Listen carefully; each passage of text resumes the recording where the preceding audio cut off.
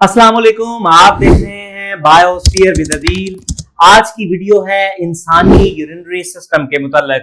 इंसान के excretory system को इंसानी यूरिनरी सिस्टम कहा जाता है।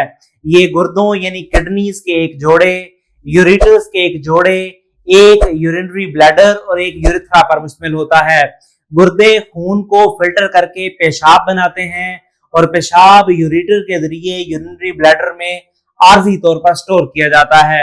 जब यूरिनरी ब्लैडर पेशाब से भर जाता है तो यूरिथ्रा के जरिए इसे जिस्म से बाहर निकाल दिया जाता है। अगर गुर्दे की साख की बात करें तो गुर्दे गहरे सुरह रंग के लोबिये की बीज की शक्ल के ऑर्गन्स हैं।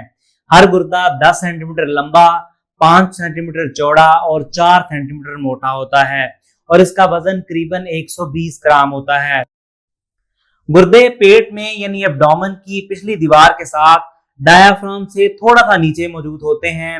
हर गुर्दा वर्टिब्रल कॉलम की एक तरफ मौजूद होता है। आखिरी दो पसलियां गुर्दे की हिफाजत करती हैं। बायां गुर्दा दाएं गुर्दे की निस्बत थोड़ा सा ऊपर होता है। गुर्दे का जो कनकेव हिस्सा होता है वो वर्टिब्रल कॉलम की तरफ होता है। गुर्दे के वस्त में एक गड़ा होता है जिसको हाइलस कहा जाता है। ये वो मुकाम है जहां से यूरेटर गुर्दे के अंदर दाखिल होती है। ब्लड वेसल्स, लिम्फेटिक वेसल्स और नर्व्स भी इसी मुकाम से गुर्दे के अंदर दाखिल होती हैं और बाहर निकलती हैं। अगर गुर्दे को तूली तराशे से काटा जाए तो गुर्दे के अंदर दो हिस्से वाज़ेह तौर पर देखे जा सकते हैं। बैरूनी हिस्सा रिनल कॉर्टेक्स कहलाता है, ये ज्यादा गहरा सुर्ख होता है, जबकि अंदरूनी हिस्सा रिनल मेडुला कहलाता है जो कम गहरा सुर्ख होता है, जिसके अंदर बहुत से महरूती शक्ल के रिनल पिरामिड्स मौजूद होते हैं। रिनल पिरामिड्स के नुकीले किनारे एक कीफनुमा कैविटी में खुलते हैं जिसको रिनल पेल्विस कहा जाता है।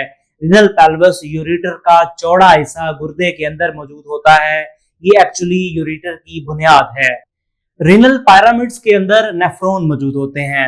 नेफ्रॉन गुर्दे की फैलियाती इकाई है और हर गुर्दे में 10 लाख से ज्यादा नेफ्रॉन पाए जाते हैं। एक नेफ्रॉन दो बड़े हिस्सों पर मुश्तमिल होता है। एक को रिनल कार्पसल कहा जाता है और दूसरे को renal tubule.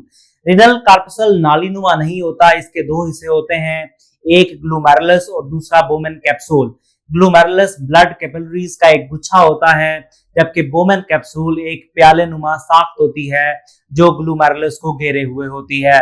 Renal tubule nephron का नाली नुमा हिस्सा होता है। इसमें पहली नाली, जिसको पहली बालदार नाली या प्रॉक्सिमल कन्वोल्यूटेड ट्यूब्यूल कहा जाता है, उसके बाद एक यू शेप की नाली आती है जिसको लूप ऑफ हेनले कहा जाता है और उसके बाद आखिरी बालदार नाली जिसको डिस्टल्ड कन्वोल्यूटेड ट्यूब्यूल कहा जाता है।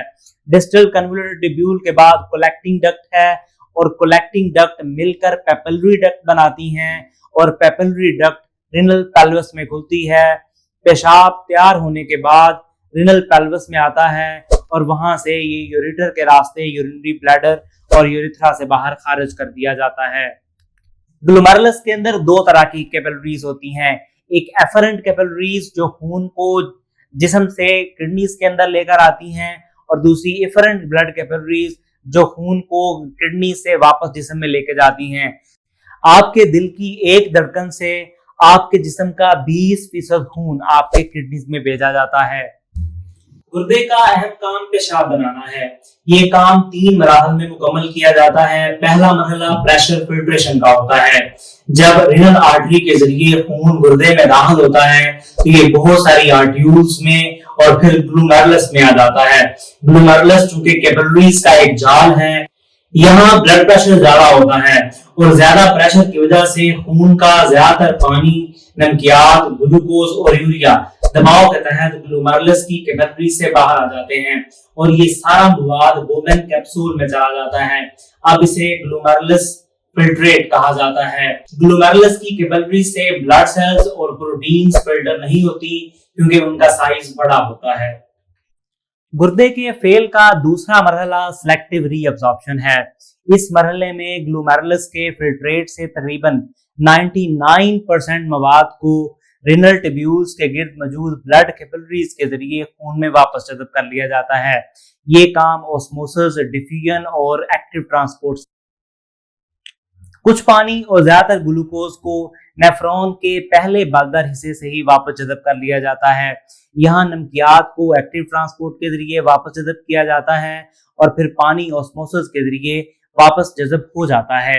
लूप ऑफ हैनले के नीचे जाती हुई नाली को डिसेंडिंग लूप ऑफ हैनल कहा जाता है, वहां से पानी, जबकि लूप ऑफ हैनले की ऊपर जाती हुई नाली जिसको असेंडिंग लूप ऑफ हैनले कहा जाता है, वहां से NaCl का खून में वापसी इंतजाम किया जाता है। ट्यूब्यूल्स का आखिरी बलदार हिस्सा फिर से पानी को वापस खून में जज़ब करने की इजाजत देता है।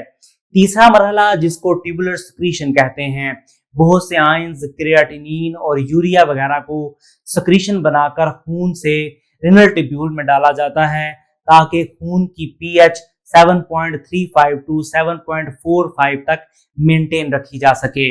इन मराहल के बाद रिनल ट्यूब्यूल में मौजूद फिल्ट्रेट पेशाब कहलाता है। ये पेशाब कलेक्टिंग डक्ट में चला जाता है। कलेक्टिंग डक्ट से आगे वो पेपिलरी डक्ट और पेपिलरी डक्ट से रिनल पेल्वस में खारिज कर दिया जाता है।